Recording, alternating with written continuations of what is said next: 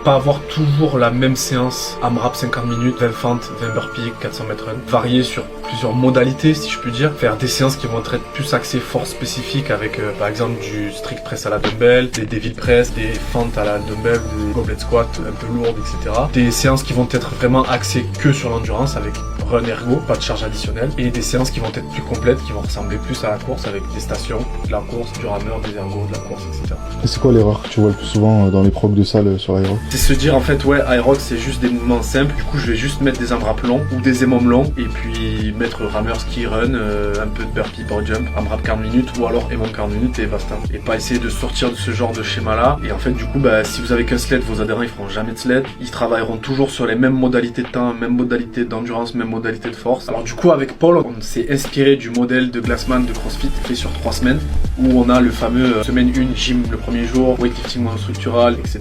Et on a pris 3 types de séances en Aerox, une complète où on a station, run, ergo, une power où c'est force spécifique, travail de force, renfort, halter, poids de corps, sled lourd, et une séance d'endurance qui va être course à pied et ergo. Et en fait on a pris ce modèle sur 3 semaines et on a réparti de manière à ce qu'il y ait sur les 3 semaines 5 séances de power day, 5 séances de complete et 5 séances d'endurance.